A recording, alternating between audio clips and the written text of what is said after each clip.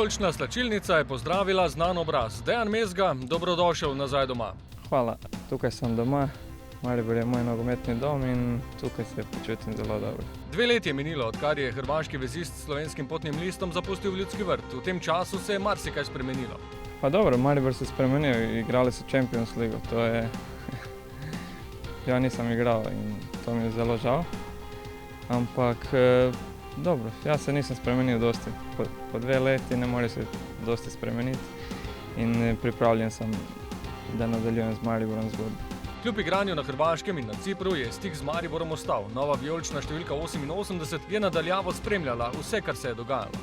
Ja, spremljal sem dosta tekem. Bil sem v kontaktu s igralcem Maribora celo vreme in igral sem i v Hajduku i v Apolonu na Cipru, ampak doma je ostalo vzdušje Maribora in to je ostalo zavedno. Tukaj smo blizu doma, moj sin starejši, igral sem za Hajduk Apolona, ali on pa navija za Maribor in to je to. Ko se vrne nogometaš, ki je bil zraven ob večini uspehov v preteklosti, navijači ne morejo biti ravnodušni. 235 tekem in 61 golov v 7 sezonah je bil njegov pomemben prispevek, ki so ga navijači znali ceniti in ga nagradili z nazivom vijoličnega bojevnika. Pa sigurno, to zavedno ostane vijolični bojevnik. Zelo mi to pomeni, to je od navijačev in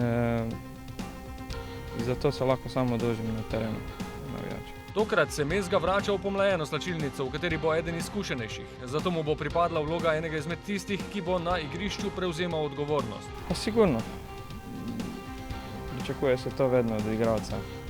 Imam 31 let in ne bojim se odgovornosti. Njegove izkušnje bi bile zelo koristne že na povratni tekmi z Gabalo, toda na njegov vnovičen debi bo treba še počakati. Je pa prepričan, da lahko moštvo napreduje v Ligo Evropa. Zbrani moramo biti, disciplinirani od začetka tekme. Rabimo en gol in lahko se vse obrne. En gol, potem i Azerbajdžanci niso sigurni in lahko mi dobijemo krila.